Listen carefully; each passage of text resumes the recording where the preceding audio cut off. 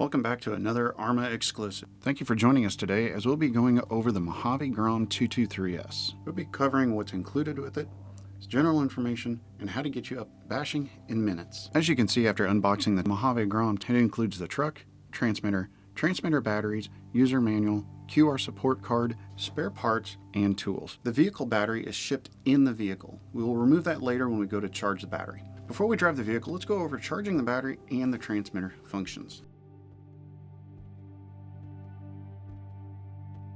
Before we can drive the truck, first we need to get the battery charged.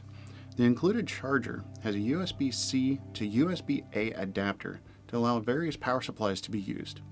You will need a power supply such as one from a cell phone, a PC USB port, or the Spektrum 65-watt power block shown here. First, we need to plug the charger into the power source. You will see the LED start to flash red and green to show it is ready to charge a battery. Once the battery is plugged in, you will see the LED start flashing green to show it is charging. It is highly recommended to charge the battery in a LiPo-safe charging bag shown here. Once the LED goes solid green, the battery then will be fully charged and ready to use in the vehicle. The included transmitter with this vehicle is the SLT2 and does come pre-bound so it is ready to drive.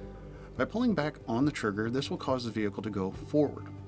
By pushing forward on the trigger, this will cause the vehicle's brakes to engage and then also cause it to go in reverse. Turning the wheel to the right will cause it to steer right, and turning left will cause it to steer left. On the face of the transmitter is two dials. The ST dial is the steering trim. Next is the SR dial, or steering rate. On the back of the transmitter, we have the power button and two more switches. The power button on the SLT2 is also used to select the DSC mode. The ST-R switch is a servo reversing switch. The other switch on this is the throttle limit switch. Now that the battery has been fully charged, we can install it in the vehicle and get it up and running. Anytime we're going to operate the vehicle, it is highly recommended to power on the transmitter before plugging the battery in.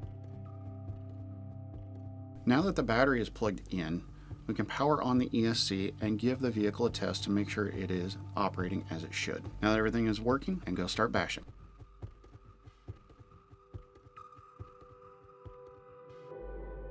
Now that we are done bashing, we need to power everything off and get the vehicle ready for storage. First, we'll get the body off and then power down the ESC. Then we can unplug the battery and then turn the transmitter off. Now that the vehicle is powered down, we can put the body back on it and put the battery in a LiPo-safe bag to store until next use. This concludes the Mojave Grom 223S overview, and we thank you for watching.